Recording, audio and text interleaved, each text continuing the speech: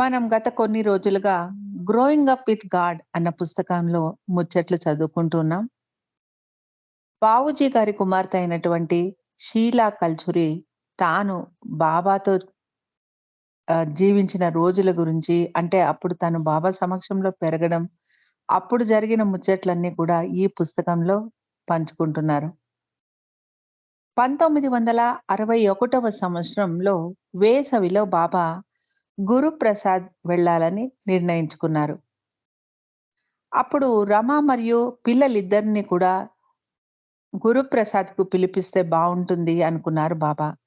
అందుకోసం వారే ప్రయత్నించి మెహ్రాను సంతృప్తి పరిచి, మెహ్రాయే వారిని ఆహ్వానించేలాగా ప్రేరణ కలిగించాలి అన్నారు బాబా.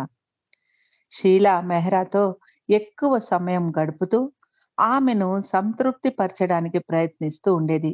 కొన్ని రోజుల తర్వాత బాబా మెహ్రాతో, మనం రమా, షీలా, మెహర్నాద్‌లను కూడా గురుప్రసాద్‌లో ఉండటానికి పిలుద్దామా అని అడిగారు.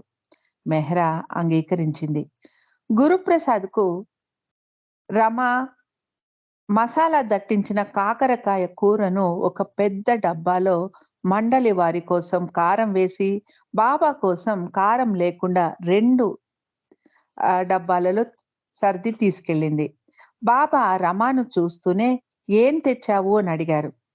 కూర వాసన చూస్తూ, "నాకు చిన్న డబ్బాలో, మండలి వారికేమో పెద్ద డబ్బానా" అన్నారు బాబా. పెద్ద డబ్బాలో ఉన్న మసాలా కూరను చూస్తూ, ఒక పళ్ళెం తీసుకురండి. రమా చేసిన కూరను రుచి చూడాలి" అన్నారు బాబా. కారం ఎక్కువ ఉన్న కూర తింటే బాబాకు విరేచనాలు కలుగుతాయని రమాకు భయం. బాబా కూర రుచి చూసి, "అబ్బా! ఎంత బాగుందో!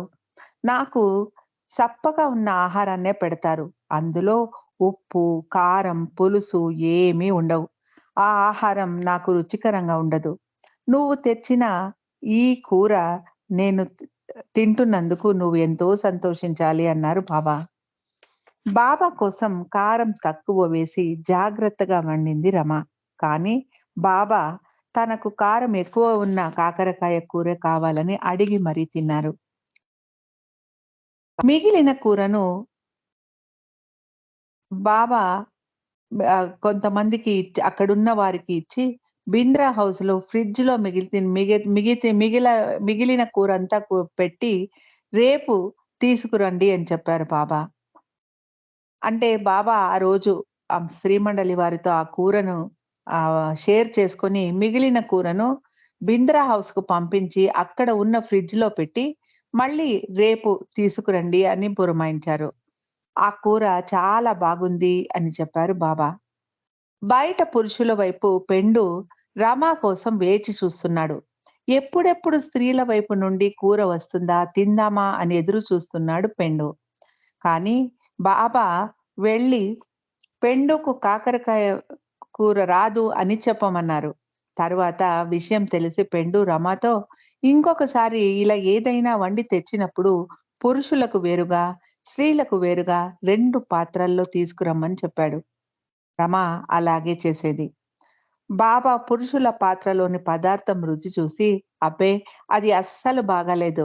వారికే ఇవ్వండి" అని చెప్పేవారు. అవి 2 పాత్రలు ఒకే పదార్థం అయినప్పటికీ కూడా బాబా అలా అంటూ ఉండేవారు. "ఇది నీకు మెహ్రా చాలా బాగుంది" అనేవారు బాబా. అతిథులు ఉన్నప్పుడు మెహ్రా వారి ముందు కారము, మసాలా ఎక్కువ ఉన్న పదార్థాలు తినడానికి కొంచెం సంకోచించేది. బాబా తనే కారం ఉన్న చట్నీని తీసి ఒక పెద్ద స్పూన్‌లో మెహ్రా పళ్ళెంలో వేసి, "ఇది తిను నా ప్రసాదం" అని చెప్పేవారు. ఈ ప్రపంచంలో ఎందరో తిండికి గతిలేక ఆకలితో అలమటిస్తూ ఉన్నారు. ఆహారాన్ని వృధా చేయకూడదు అన్నారు బాబా. షీల బాబా మాటలు విని తన పళ్ళెంలో ఉన్న చపాతీని ప్లేట్‌లో బాగా తుడిచి తినడానికి ప్రయత్నించింది. కానీ బాబా మరియు మెహ్రా పళ్ళాలు చూస్తే, వారు భోజనం చేసిన తర్వాత అవి నీటితో శుభ్రం చేసినంత స్వచ్ఛంగా ఉండేవి. అంటే అంతగా ఆహారాన్ని తిని ముగించేవారు. పల్లె జనం తమ టీలో చక్కెర ఎక్కువగా కలుపుకొని తాగుతారు. మెహ్రాకు కూడా టీ అంటే చాలా తియ్యగా ఉండాలి. అతిథులు ఉన్నప్పుడు అలా తన టీలో ఎక్కువ చక్కెర కలుపుకోవడానికి మెహరా మొహమాట పడేది. అది గమనించి బాబా, నీకు ఇంకా చక్కెర కావాలా మెహరా అంటూ అందించేవారు. నువ్వు మాత్రం 3 స్పూన్లు చక్కెర వేసుకుంటావు. మరి నాకు మాత్రం వెయ్యవు అనేవారు బాబా మెహరాతో. మెహరా మొహమాటాన్ని దూరం చేయడానికే బాబా అలా అనేవారు అన్న విషయం షీలా గ్రహించింది. మెహరాకు టీ సాసర్లో పోసుకొని తాగడమే ఇష్టం. ఎవ్వరూ లేనప్పుడు ఆమె అలాగే తాగేది. కానీ ఎవరైనా అతిథులు ఉంటే మెహరా సందేహిస్తూ బాబా వైపు చూసేది. బాబా మరేం పర్వాలేదు, అలాగే తాగు అని సైగ చేసేవారు. కేవలం మెహరాను సంతృప్తిపరచడానికి బాబా తన టీ కప్పులో ఎక్కువ చక్కెర కలుపుకునేవారు. మెహరాకు ఇష్టమైన కారం ఎక్కువగా ఉన్న చట్నీలు, వాటిని తినేవారు. మిగిలిన సందర్భాలలో బాబా కారం తక్కువగా, మసాలాలు లేని ఆహారాన్నే తీసుకునేవారు. ఈ విషయం షీలా గ్రహించింది. గురుప్రసాద్‌లో స్త్రీ మండలిలో నివసిస్తూ షీలా ఒక్క విషయాన్ని గ్రహించింది. అదేంటంటే, స్త్రీలకు రోజు లేచిన దగ్గరి నుండి తమ దైనందిన పనులు చేసుకోవడానికి ఒక నిర్దిష్టమైన సమయాన్ని వారు పాటించేవారు. రానో ఫలానా సమయంలోనే స్నానం చేసేది. మెహ్రాకు ఇంకొక సమయం ఉండేది. పడుకోవడానికి ఒకే సమయాన్ని పాటించేవారు.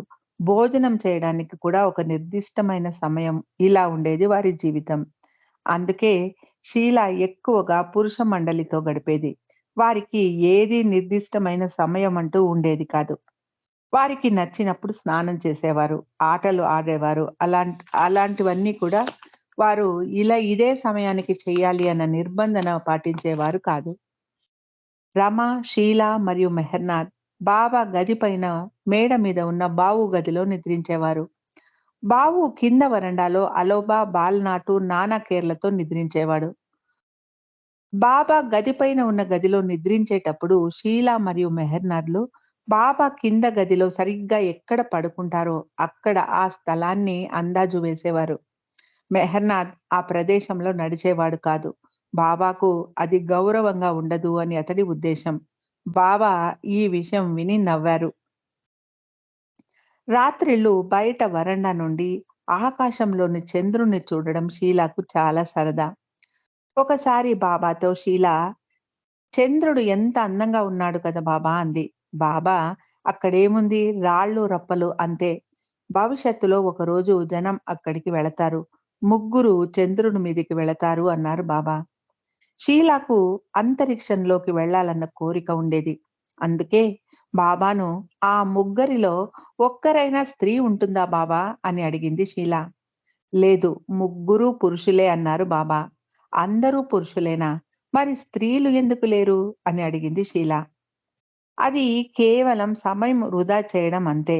మానవులు ఆ సమయాన్ని భగవంతుడి కోసం వెచ్చిస్తే ఎంతో లాభాన్ని పొందుతారు. అక్కడ చంద్రుడి మీద ఏమీ లేదు. కేవలం రాళ్ళు మాత్రమే ఉన్నాయి. అంత దూరం ప్రయాణించి ఏమి ప్రయోజనం? అది త్యాగం కాదు. వారు భగవంతుడికి దగ్గరగా వస్తే, భగవంతుడిని ప్రేమిస్తే, ఇంకా ఎక్కువగా, మరింత ఎక్కువగా భగవంతుడిని ప్రేమిస్తే ఎంతో లాభం పొందుతారు. అతడు ఎంతో ఇవ్వగలడు అంటూ, నువ్వు చంద్రమండలంలోకి వెళ్ళగలిగితే ఎంతో అదృష్టం అని అనుకుంటున్నావు కదా అని అన్నారు బాబా. అవును బాబా అంది షీల. బాబా షీలాతో మళ్ళీ ఇలా అన్నారు. మూర్ఖురాలా! నేను నా వద్ద ఎందరు పిల్లల్ని ఉండటానికి అనుమతించాను? నేను వేరే పిల్లలతో సమయం గడుపుతున్నానా? లేదు కదా! నేను మీకు నా సాన్నిధ్యాన్ని ఇస్తున్నాను అంటే అది మీ అదృష్టం. ఆ చంద్రుడు మరియు మిగిలిన అన్ని గోళాలు నాలోనే ఉన్నాయి. భగవంతుడిలో అన్నీ ఉంటాయి అన్నారు బాబా.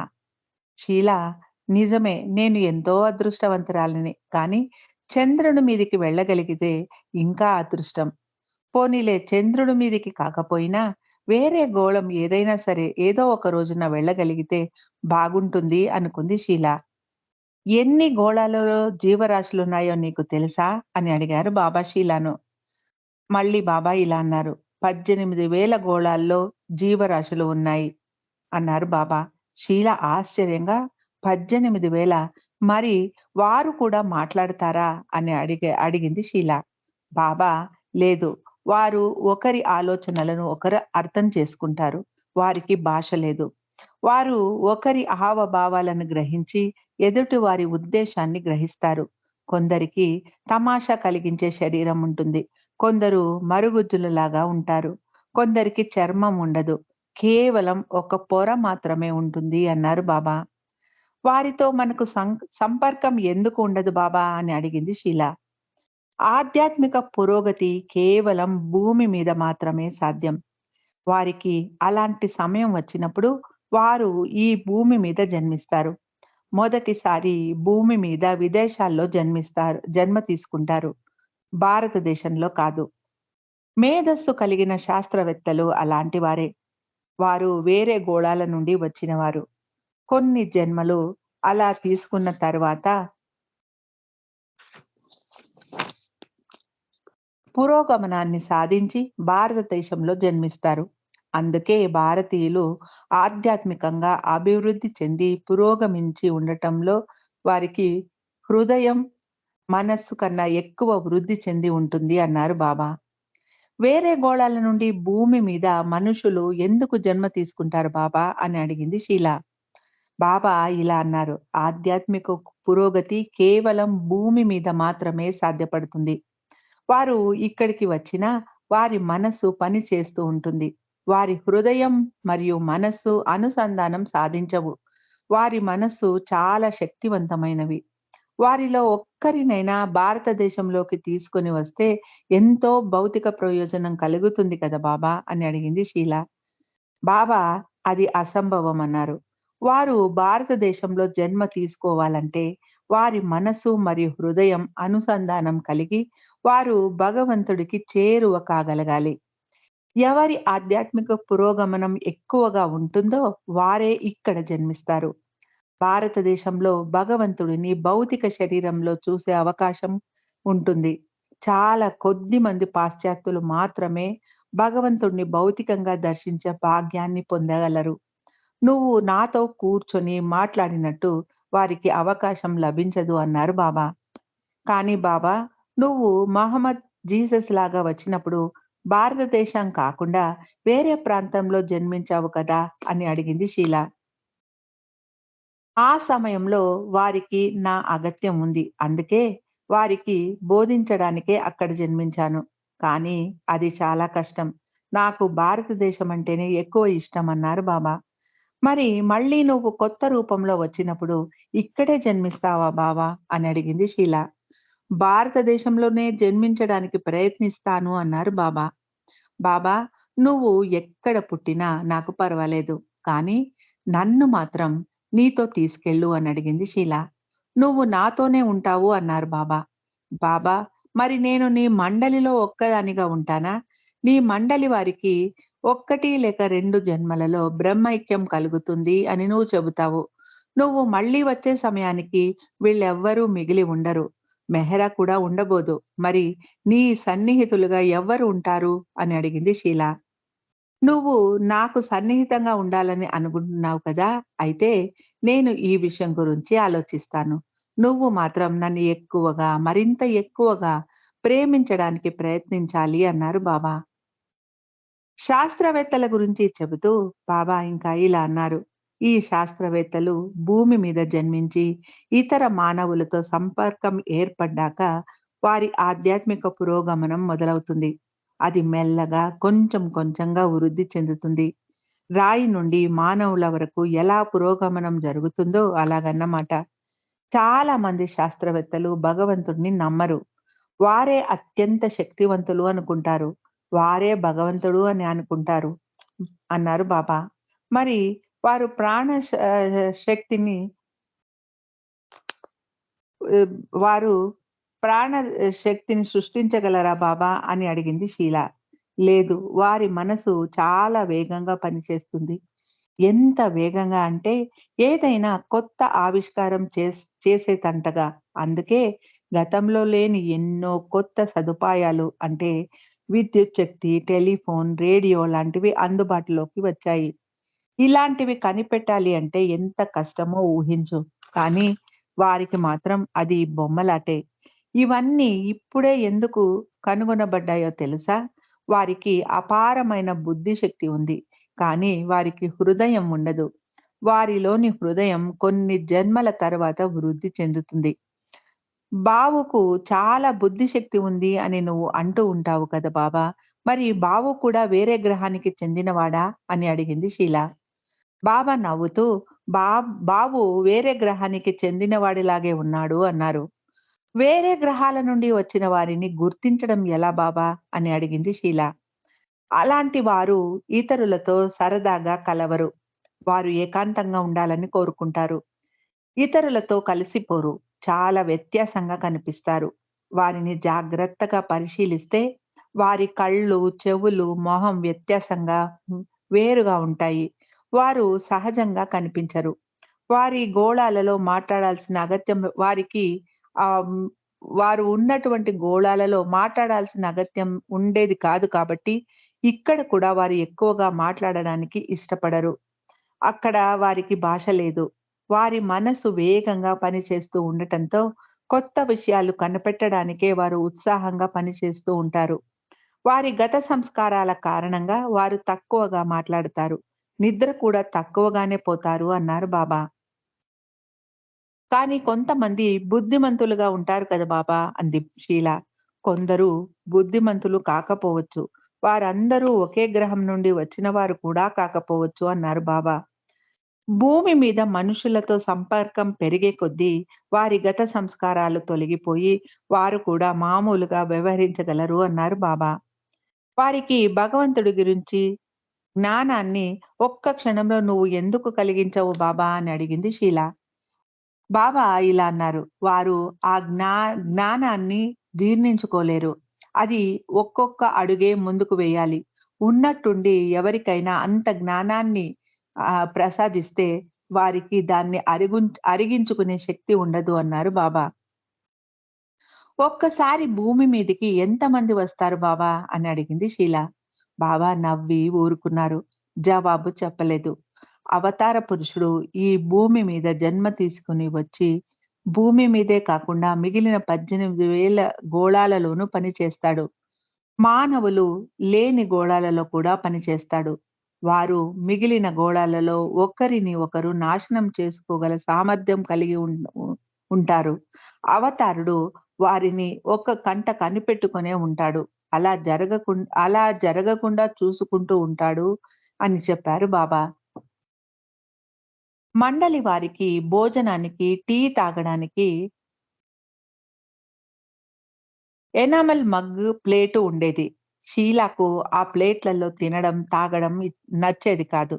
పెండు "వెళ్లి బాబాకు చెప్పు నీకు వేరే ప్లేట్ కావాలంటే" అన్నాడు.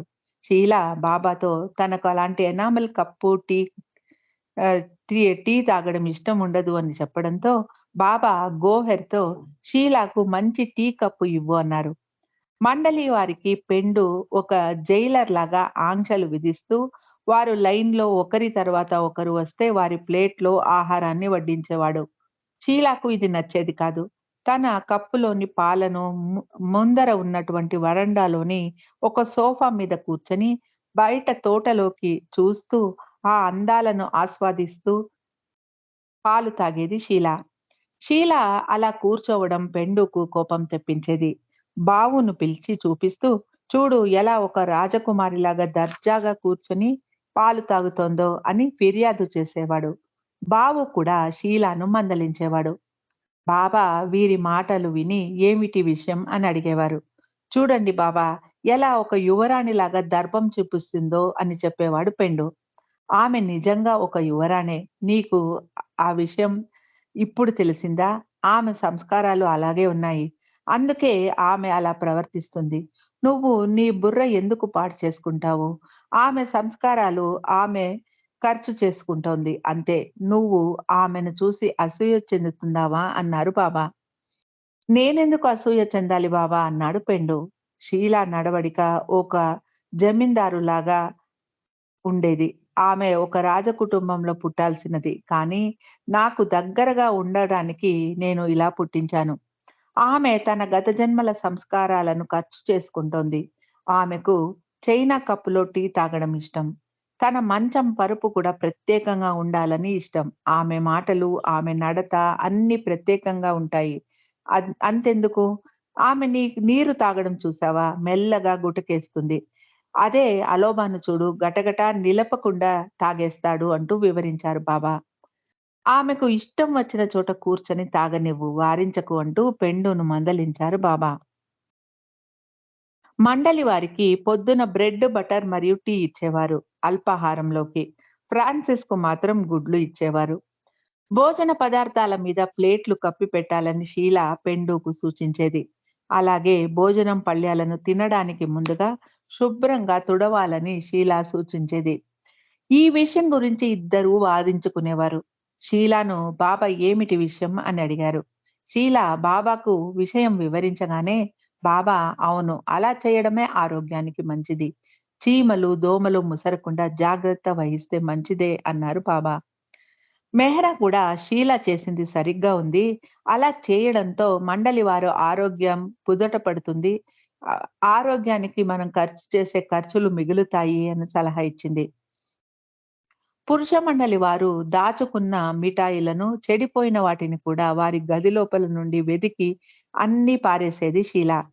ఆ సమయం బాబా షీలాను తన గదిలోకి పిలిచి ఆ సాయంత్రం ఇలా అన్నారు. "అందరి గదులు బాగా వెతికావా?" అని అడిగారు. "నువ్వు పెండుతో పోట్లాడడం మంచిదే అయింది. లేకుంటే చెడిపోయి, పాడైపోయిన పదార్థాలను తిని మండలి వారు జబ్బు పడి ఉండేవారు. దాన్ని నివారించడానికే ఇలా జరిగిందేమో" అన్నారు బాబా. మరునాడు బాబా మండలి వారిని పిలిచి తమ ఆరోగ్యం గురించి జాగ్రత్త వహించమని హెచ్చరించారు. తాను అందరికీ డబ్బు చెల్లించడానికి బ్యాంకు నడపడం లేదు అని దెప్పి పొడిచారు బాబా. బాబాను భోజనానికి డైనింగ్ రూమ్‌లోకి నడిపించుకుంటూ వచ్చేది మెహరా. ఇంకొక వైపు "నువ్వు పట్టుకో" అని మెహరా షీలాతో చెప్పేది.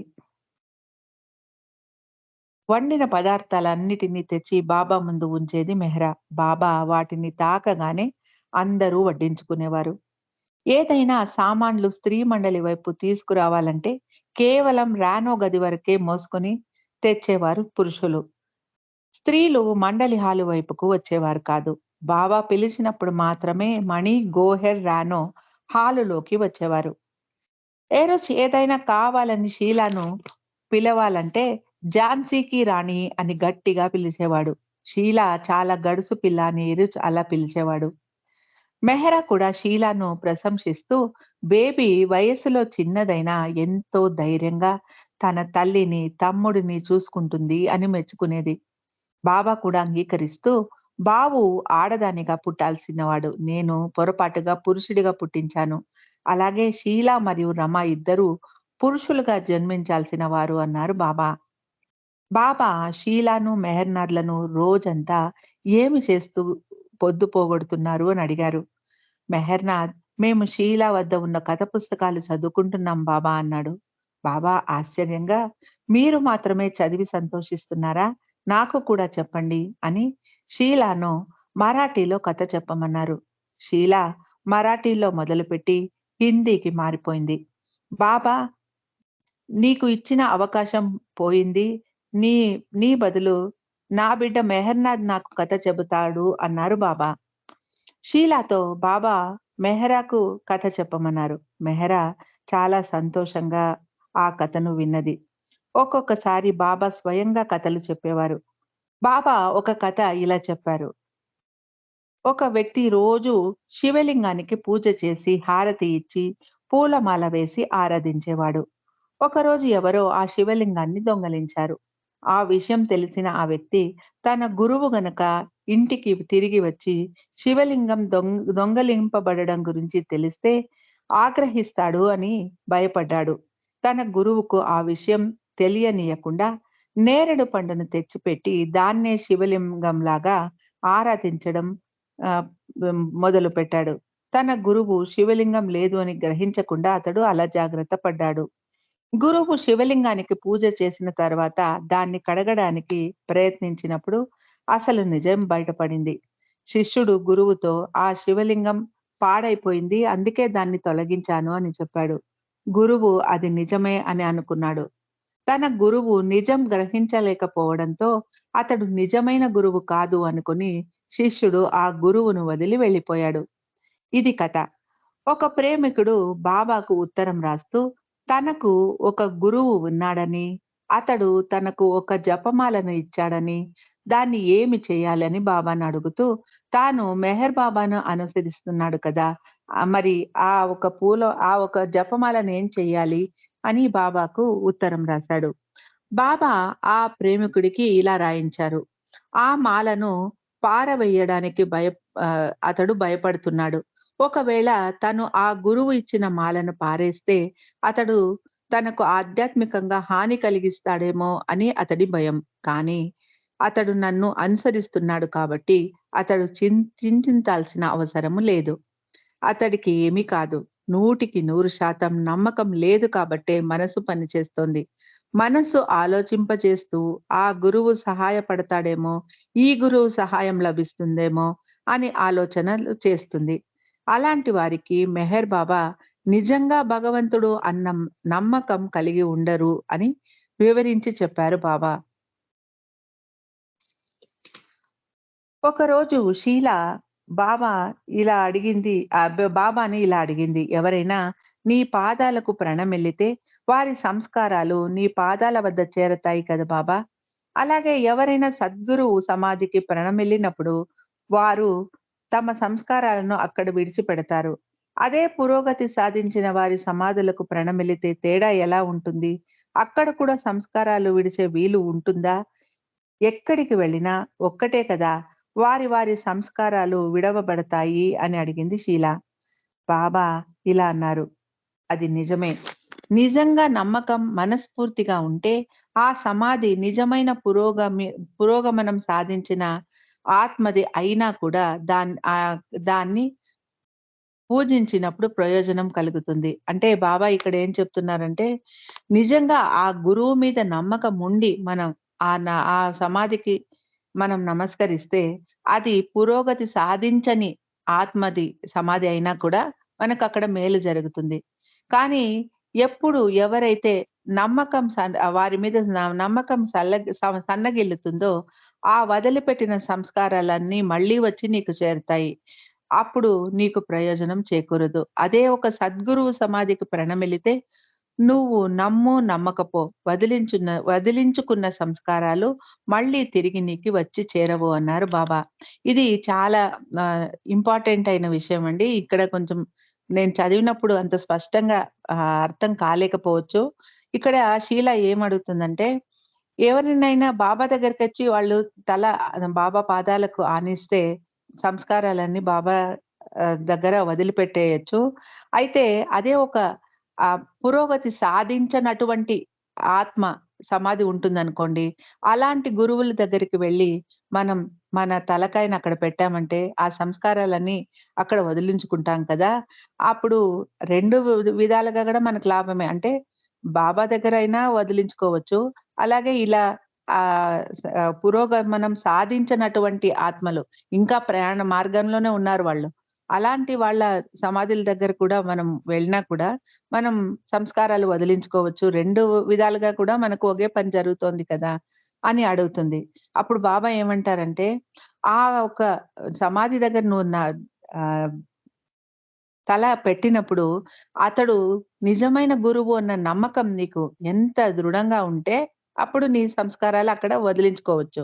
అయితే మళ్ళీ తిరిగొచ్చేసిన తర్వాత, అతడు నిజమైన గురువా? కాదా? అన్న సంశయం నీలో మొదలైతే, ఆ వదిలిపెట్టిన సంస్కారాలన్నీ మళ్ళీ నీకొచ్చి చేరతాయి.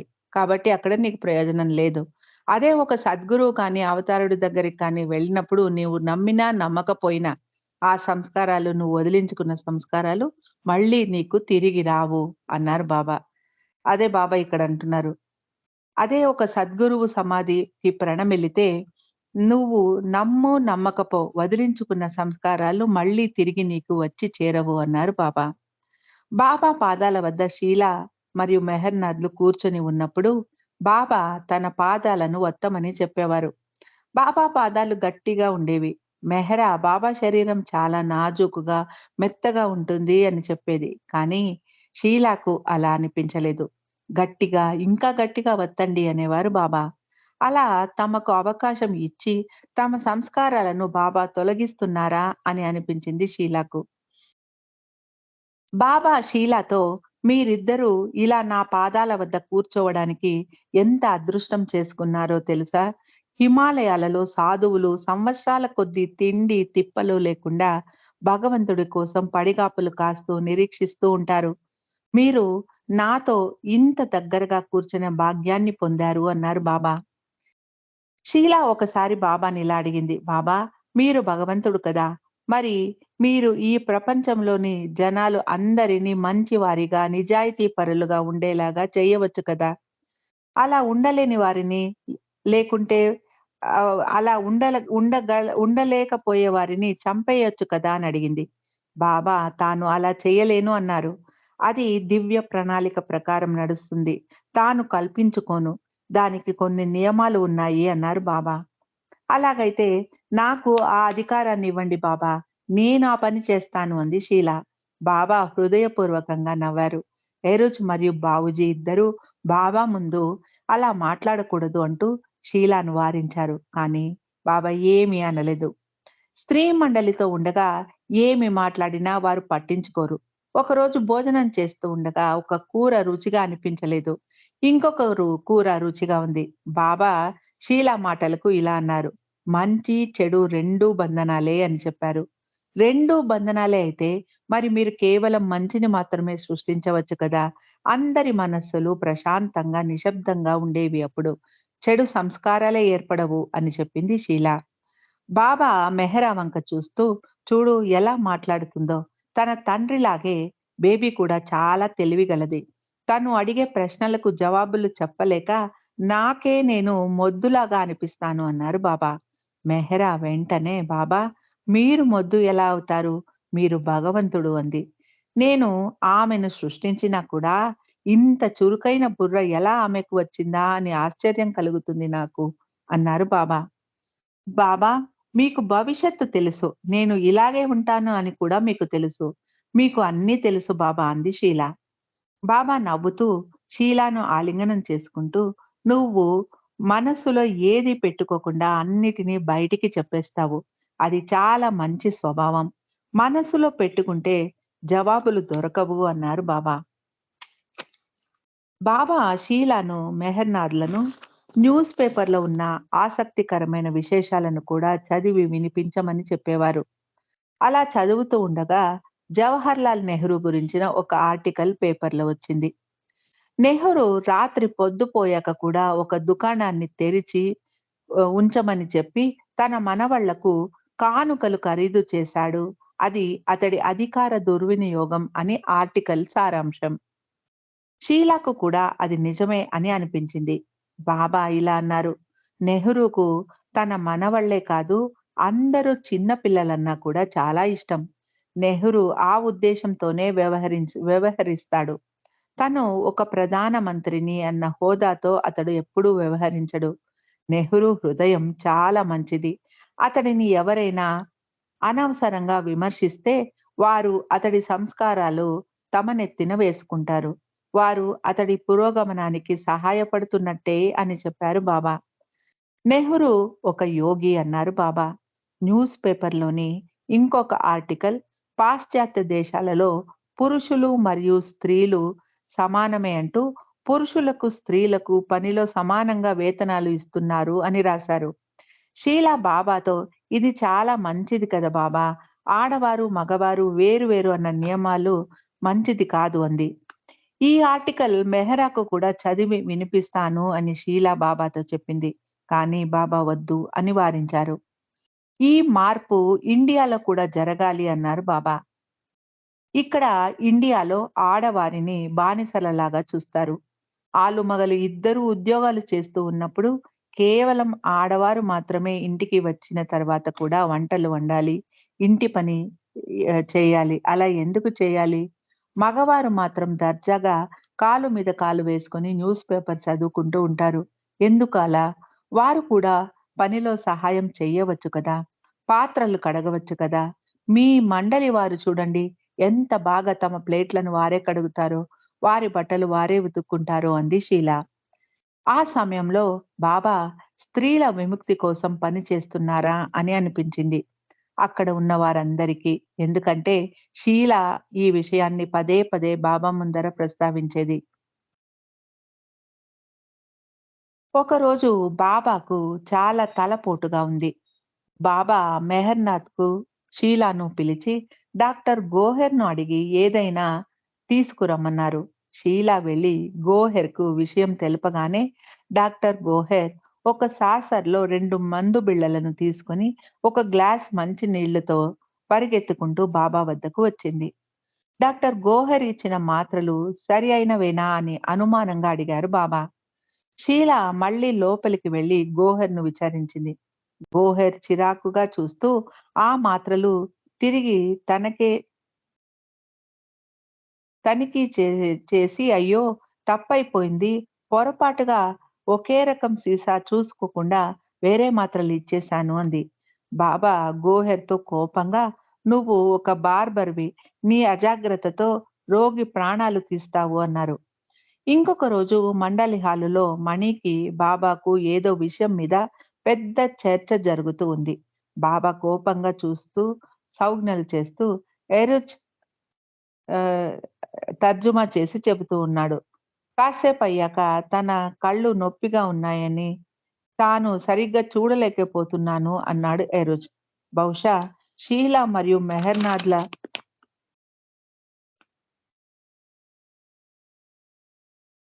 ముందర అవమానకరంగా ఉన్న మాటలను పలకలేక అలా అన్నాడేమో ఎరుజ్ అనుకుంది షీలా. బాబా బావును పిలిచి తన సౌజ్ఞలను చెప్పమన్నారు. బావును ఆలింగనం చేసుకున్నారు బాబా. ఎరుజ్ తన కళ్ళను రుద్దుకోవడం చూసి బాబా ఇలా అన్నారు. నీకు గనుక బావు అనుభవిస్తున్న నొప్పిలో రవ్వంతైన నొప్పి ఉండి ఉంటే నీవు అస్సలు భరించలేకపోయేవాడివి. బావు ఎంత బాధ, నొప్పి అనుభవిస్తున్నాడో నీకు తెలియదు. అయినా నా సౌజ్ఞలు సరిగ్గా చదువుతాడు. నువ్వు నా సౌజ్ఞలు చదవలేకపోతే నువ్వు నేను అర్థం చేసుకోవడం లేదు అని చెప్పు. అంతేకాని సాకులు చెప్పకు. నీ కళ్ళు బాగాలేవు అన్నది నిజం కాదు అన్నారు బాబా. లేదు బాబా! నేను నిజమే చెబుతున్నాను అన్నాడు ఎరుజ్. బాబా కోపంగా అన్నీ తెలిసిన నాకే నువ్వు చెబుతున్నావా? నేను నమ్మాలా? అన్నారు. బాబా సంభాషణను బావు తర్జుమా చేస్తున్నాడు. బాబా కోపంగా చెబుతున్న విషయాన్ని బావు శాంతంగా చెబుతున్నాడు. బాబా బావుతో గట్టిగా చెప్పు అందరికీ వినపడాలి అన్నారు. ఇంకా బావుతో ఇలా చెప్పమన్నారు బాబా. ఈ వాదులాట నా శారీరక త్యాగానికి దారి తీస్తుంది. నేను 90 సంవత్సరాలు జీవిస్తాను. మీరు నాతో వాదించకుంటే. అలా కాకుండా మీరిద్దరూ అంటే ఎరుచ్ మరియు మణి నాతో వాదిస్తే నా మరణానికి కారణమవుతారు. భగవంతుడు భూమి మీదికి వచ్చిన ప్రతిసారి అతడి ఆప్తులే అతడి మరణానికి కారకులవుతూ ఉంటారు అన్నారు బాబా. అక్కడ వాతావరణం గంభీరంగా మారిపోయింది. బాబా మొహం చెమటతో తడిచిపోయింది. బాబా కళ్ళు ఎర్రగా చింత నిప్పుల్లాగా ఉన్నాయి. బాబా మాట్లాడకుండా ఉన్నప్పటికీ మొహం ఎర్రగా కందిపోయి ఉంది. బాబా మొహాన్ని తుడిచి తాగడానికి నీరు అందించాడు బావు. బాబా మధ్యాహ్నం భోజనం కూడా సరిగ్గా చేయలేదు. తనకు ఆకలి లేదు అన్నారు బాబా. స్త్రీ మండలి వైపుకు వెళ్లి మెహరాకు విషయం చెప్పి మణిని బాబాతో వాదించకు అని చెప్పాలని అనుకుంది షీల. బాబా షీలాతో బేబీ ఈ విషయాలు ఏవి మెహరా ముందు మాట్లాడకు. ఆమె నొచ్చుకుంటుంది. ఈ రోజు హాలులో జరిగిన పోట్లాట గురించి ఒక్క అక్షరం కూడా లోపల చెప్పకూడదు అన్నారు బాబా. భగవంతుడు విచిత్రమైన మనస్తత్వాలు కలిగిన జనాలను తన చుట్టూ ఉంచుకుంటూ ఉంటాడు. ప్రతి ఒక్కరి స్వభావం బయట ప్రపంచంలోని వారి కంటే భిన్నంగా ఉంటుంది. కొంతమంది మండలి వారికి కొన్ని బలహీనతలు, తప్పులు ఉన్నా కూడా వారు ఎంతో గొప్పవారు. అలా ఒక ఆశ్రమ జీవనాన్ని గడపడానికి ఎంత కష్టమో అక్కడ జీవిస్తున్న వారికి మాత్రమే తెలుసు. వారు బాబాతో వాదించినా, విభేదించినా, వారిని బాబా దూరంగా పంపించేస్తాను అని చెప్పినా, వారికి బాబా మీద అపారమైన ప్రేమ ఉండేది. ఆ ప్రేమ చాలా గొప్పది. ప్రశ్నించలేనటువంటిది. వారి ప్రేమ బాబా హృదయంలో వారికి స్థానాన్ని కల్పించింది. వారు బాబా దగ్గర ఉండగలిగేలాగా చేసింది. బాబా వారి శక్తివంతమైన వ్యక్తిత్వాల ద్వారా తన పని తాను చేసుకోగలుగుతున్నారు అన్న దానిలో సందేహమే లేదు. పురుష మండలి వారు ఏదైనా విషయం గురించి బాబాతో వాదిస్తే, వీరికి నేను ఎలా అర్థం చేయించాలి? నాకంటే వారికే అన్నీ బాగా తెలుసు అనుకుంటారు వారు అనేవారు బాబా. స్త్రీ మండలితో పరిస్థితి వేరుగా ఉండేది. వారు బాబా ఏమి చెప్పినా శ్రద్ధగా విని పాటించేవారు. పురుష మండలి వైపు వాతావరణానికి, స్త్రీ మండలి వారికి మొత్తంగా అంత వ్యత్యాసంగా ఉండేది పరిస్థితి. స్త్రీ మండలిలో ఎవరైనా బాబా మాటకు విలువ ఇవ్వకుంటే మెహ్రా వారిని మందలించేది. బాబా షీలాకు ఈ విషయం గురించి వివరిస్తూ వారికి మెహ్రాకు ఎదురు ఉత్తరం ఇవ్వడానికి లేదు. మెహ్రా వారు నాకు విధేయులుగా ఉండాలని చెబుతూ ఉంటుంది. ఎందుకంటే అది నా ఆదేశం కాబట్టి అన్నారు బాబా. ఒకసారి గోహెర్ ఏదో విషయం మీద బాబాతో వాదనకు దిగింది. బాబా ఇక వాదించలేక, సరే అయితే నేను ఈ విషయం మెహ్రాకు చెబుతాను అన్నారు. అంతే, గోహెర్ మాట్లాడలేదు. పాపం గోహెర్ బాబా ఆరోగ్యం గురించే బాబాతో వాదిస్తోంది. బాబా ఆమె నుండి తప్పించుకోవడానికే అలా అన్నారు. డబ్బు గురించి ఆది సీనియర్ అప్పుడప్పుడు బాబాతో వాదించేవాడు. అలాంటి సమయాల్లో బాబా ఆదితో, నువ్వు నా మాట వినవా? అయితే నేను మణికి చెబుతాను. నాకు వేరే దారి లేదు అనేవారు. మణికి చెబితే మణి ఆదిని చెడామడా కొప్పడేది. మరియు మెహ్రాకు విషయం చెబుతుంది. మరియు మిగిలిన శ్రీమండలి కూడా విషయం తెలిసిపోతుంది. ఇదంతా చూస్తే షీలాకు ఆశ్చర్యం కలిగేది. మండలి వారు నిజంగా గొప్పవారు. లేకుంటే బాబా వారిని తన వద్ద ఉంచుకోరు. కానీ ఈ మండలి వారు ఎందుకు ఒక్కొక్కసారి బాబాతో పోట్లాడతారు? బాబా భగవంతుడు అని సంపూర్ణంగా నమ్మేటటువంటి మండలి వారు ఎందుకు అలా ప్రవర్తిస్తారు? బాబా చెప్పేది ఎందుకు విధేయతతో చేయరు? అలా ఎందుకు వాదిస్తారు? అనుకునేది షీల. ఒకసారి బాబాను ఇలా అడిగింది. ఈ మొత్తం సృష్టి నీదే. నువ్వే దీనికి సృష్టికర్తవి కదా బాబా! కాబట్టి నువ్వు సమస్త శక్తివంతుడివి.